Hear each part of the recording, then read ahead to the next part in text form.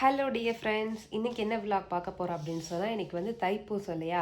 அதனால் அஜித் இன்றைக்கி ஒரு நாள் விரதம் இருக்கார். அவருக்காக வந்து ஸ்பெஷலாக வந்து விரத சாப்பாடு தான். காலையிலேருந்து விரதம் இருந்துட்டு ஈவினிங் கோயிலுக்கு போயிட்டு வந்து தான் அவர் சாப்பிடுவேன்னு சொன்னாரா. அதனால அவருக்கு வந்து ஸ்பெஷலாக விரத சாப்பாடு சமைக்க போகிறேன். அந்த விலாக் தான் இன்றைக்கி பார்க்க போகிறோம். என்னென்ன சமைக்கிறேன், அது எப்படியெல்லாம் சமைக்கிறேன், நல்லா வந்திருக்கா, சொதப்ப போதா அப்படின்றத இந்த விலாக் ஃபுல்லாக பார்க்க போகிறோம். வாங்க வீடியோவில் பார்க்கலாம். நான் வேறு விரத சாப்பாடு அது இதுன்னு பில்டப்பாக சொல்லிட்டேன் ஃப்ரெண்ட்ஸ். எனக்கு என்ன செய்யறதுனே தெரியல. நான் வேறு சமையலில் வீக் வேறியா. சரி, என்னவோ நம்மளுக்கு தெரிஞ்சது செய்வோம். ஃபஸ்ட்டு வந்து அரிசி ஊற வச்சுருக்கேன். அப்புறம் வந்து பருப்புக்கு ரெடி பண்ணிகிட்ருக்கேன். விரத சாப்பாடு அப்படின்னாவே சும்மா வெஜ்ஜு தானே. என்ன ரசம், சாம்பார், பொரியல், ஒரு ஸ்வீட்டு, ஒரு அப்பளம் வச்சா முடிஞ்சுது. ஏதோ எனக்கு தெரிஞ்சது மாதிரி சமைச்சிட்ருக்குறேன். ஃபஸ்ட்டு சாம்பார் ரெடி பண்ணிவிடுவோம். குக்கரில் விசில் வேக விட்டு எடுத்து வச்சுட்டா அதே குக்கரில் வந்து உருளைக்கிழங்கு வேக வச்சு அதை டக்குன்னு பொரியல் பண்ணிக்கலாம். இன்னைக்கு சண்டே, நான்வெஜ் சாப்பிட முடியல. என்ன பண்ணுறது, நான் வேறு கேஎஃப்சி ரொம்ப நாளாக சாப்பிடணும்னு நினச்சிட்டே இருக்கேன்.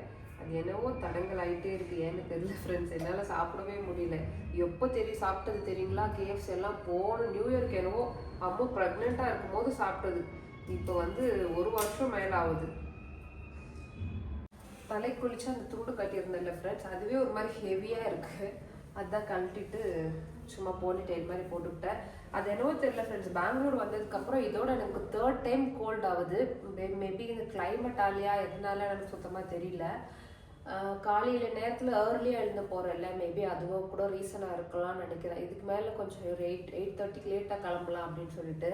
ஏன்னா கோல்டு சீக்கிரமாக நல்லா மாட்டேங்குது. என்னால் ப்ரீத் பண்ணவே முடியல, மூக்கெல்லாம் அடிச்சிக்குது.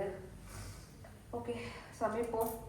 இப்போ நான் எப்படி பிளான் பண்ணி வச்சுருக்கேன்னா ஃப்ரெண்ட்ஸ், ரைஸ் வந்து லாஸ்ட்டில் வச்சுக்கலாம். ஃபஸ்ட்டு வந்து சாம்பார், ரசம் அதெல்லாம் செஞ்சு வச்சுட்டோம்னா ரைஸு அவர் வர டைமில் வந்து சூடாக சமையல் வச்சுக்கலாம் அப்படின்னு சொல்லிட்டு ஃபஸ்ட்டு வந்து குக்கரில் பருப்பு வச்சுருக்கேன்.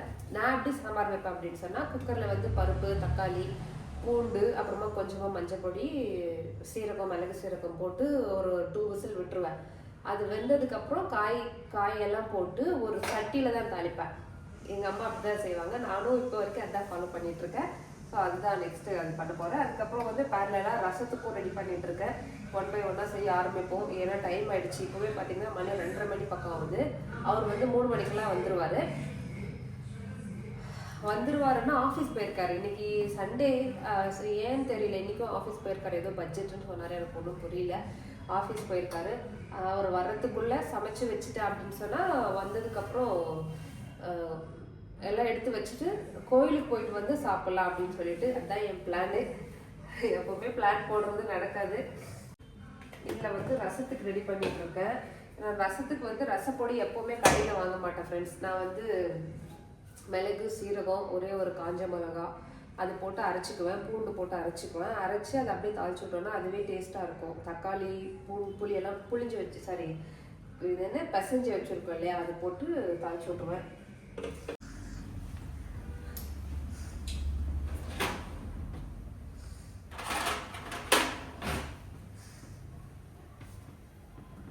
நான் விலாக் எடுத்துட்ருக்கேன் அப்படின்றதே மறந்துட்டேன் ஃப்ரெண்ட்ஸ். ஏன்னு கேட்டிங்கன்னா, நான் வந்து கொத்தமல்லி தாளிக்கிறதுக்கு ரசம் தாளிக்கிறதுக்கு முன்னாடி கொத்தமல்லி, கருவேப்பிலை வாங்க இங்கே போயிருந்தேன், கடைக்கு போயிருந்தேன். ரெகுலராக வந்து நம்ம எங்கள் வீட்டு பக்கத்தில் வந்து ஒரு தமிழ் அண்ணா கடை வச்சுருப்பாரு, திருவண்ணாமலைக்காரரு. அவர்கிட்ட தான் வாங்குவேன். எல்லா காயுமே பார்த்தீங்கன்னா அவர் கடையில் தான் வாங்குவேன். இங்கே வந்து வெஜிடபிள்ஸ் பார்த்தீங்கன்னா கேஜ் கணக்கில் தான். நம்ம ஊரில் இருக்கிற மாதிரி ஒரு கூறு அப்புறம் இந்த மாதிரிலாம் கிடைக்காது. கேஜ் கணக்கு தான். எந்த வெஜிடபிள்ஸ் வாங்கினாலும் என்ன காய்கறி வாங்கினாலும் கேஜ் கணக்கு தான் வாங்குவேன், கொடுப்பாங்க. அப்புறம் கொத்தமல்லி, கருவேப்பிலை வந்து நான் லாஸ்ட்டாக ஃப்ரீயாக வாங்கிக்குவேன். அப்படி இல்லைன்னா 5 ரூபாய்க்கு அந்த மாதிரி வாங்கிட்டு வருவேன். நேற்று தான் அந்த அண்ணா கடை இல்லை, ஏன்னு தெரியல. மேபி ஊருக்கு போயிருப்பாரு என்னவோ தெரியல. அதனால பக்கத்தில் இருக்கிற சூப்பர் மார்க்கெட்டில் பாலும் வாங்க வேண்டியது இருந்தது. பாயசத்துக்கு பாலும் வாங்கிட்டு சரி அங்கேயே பக்கத்தில் வாங்கிட்டு வந்துடலான்னு சொல்லி போனால் கொத்தமல்லி, கருவேப்பிலாம் கேஜ் கணக்கில் கொடுக்குறாங்க ஃப்ரெண்ட்ஸ். எனக்கே ஷாக் ஆகிடுச்சு. அந்த ஷாக்லேயே நான் விலாக் எடுக்கிறேன்றதே மறந்துட்டேன். கொத்தமல்லி பார்த்தீங்கன்னா கேஜு 90 ரூபாவாம். கருவேப்பிலை பார்த்து கேஜு 120 ரூபாவாம். நான் எடுத்த கத்தை வந்து கருவேப்பிலை வந்து 9 ரூபா இருந்துச்சு, கொத்தமல்லி 8 ரூபா என்னவோ இருந்துச்சு. அதனால கேஜ் கணக்குல வாங்கிட்டு வந்தனால எனக்கே நான் மெய் மறந்து ஒரு மாதிரி ஷாக் ஆயிட்டேன். என்னடா கொத்தமல்லி கருவேப்பிலாம் கூட கேஜ்ல கொடுக்குறாங்களே அப்படின்னு சொல்லிட்டு. அதனால விளாக் எடுக்கிறேன்றதே மறந்து நான் பாட்டுக்கு செஞ்சுட்டு இருந்தேன். இன்னும் செய்யல, ரசம் தான் தாளிச்சு விட்டேன். நெக்ஸ்ட் வந்து இப்பதான் யோசிக்கிறேன் ஃப்ரெண்ட்ஸ், இந்த மாதிரி நிறைய சமைக்கும் போது தான் யோசிக்கிறேன், ஏன்டா 2 பர்னர் ஸ்டவ் இருக்கிற அடுப்பு இருக்கிற மாதிரி வாங்கிட்டோம், ஒரு 3-4 வாங்கியிருக்கலாம் அப்படின்னு சொல்லிட்டு. எப்பவுமே ஒரு டிஷ் தான் செய்வேன்னா இப்போ 2-3 டிஷ் செய்யறதுனால கொஞ்சம் இன்னொரு அடுப்பு இருந்தால் நல்லா இருக்குமே அப்படின்ற மாதிரி தோணுது. பட் எனக்கு இப்போதைக்கு இதுவே அதிகம் தான். நிறைய செய்யும் போது மட்டும் அந்த தாட் வருது.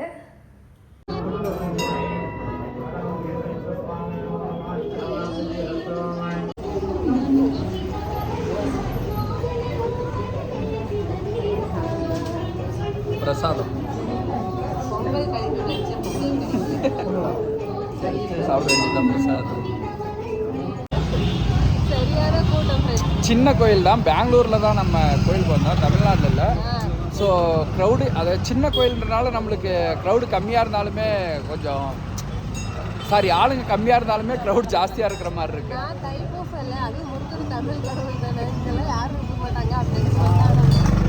எல்லா இடத்துலையும் தமிழர்கள் இருப்பாங்க. வெற்றிவேல் முருகனுக்கு அரோகரா. ஒரு வழியாக கோயிலுக்கு போயிட்டு வீட்டுக்கு வந்தாச்சுங்க. உடம்புலாம் அப்படியே படபடன்னு வருது. ஏன்னா காலையிலேருந்து விரதம் வேற.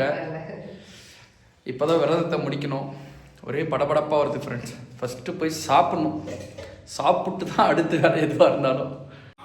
உங்களுக்காக சமைச்ச விரத சாப்பாடு எப்படி இருக்கு? பசியில் ஒன்றுமே தெரியல. பசி ருசி அறியாதுன்னு வாங்கினேன் அந்த மாதிரியா. நான் வந்து சாதமும் சாம்பார் உருளைக்கிழங்கு பொரியல் அப்புறம் அப்பளம் பொரிச்சு வச்சேன், கொஞ்சமாக ரசம் வச்சேன் ஃப்ரெண்ட்ஸ். பாயசம் செய்யலான்னு நினச்சேன், வடை செய்யலான்னு நினச்சேன். நினச்சதோடு சரி வேறு எதுவுமே நான் செய்யலை. இது செய்கிறதுக்கே 4 மணி பக்கம் ஆயிடுச்சு இல்லைம்மா. பொரியல்னா ஒரு உருளைக்கிழங்கு பொரியல் வீட்டில் கம்பல்சரி. ஏன்னா எனக்கு ரொம்ப பிடிக்கும். அவருக்கு அது பிடிக்கும். அதுவுமே சாம்பார் தூளெல்லாம் போடக்கூடாது, இந்த மாதிரி எல்லோ கலராக வச்சு தேங்காய் திருவி போடணும்.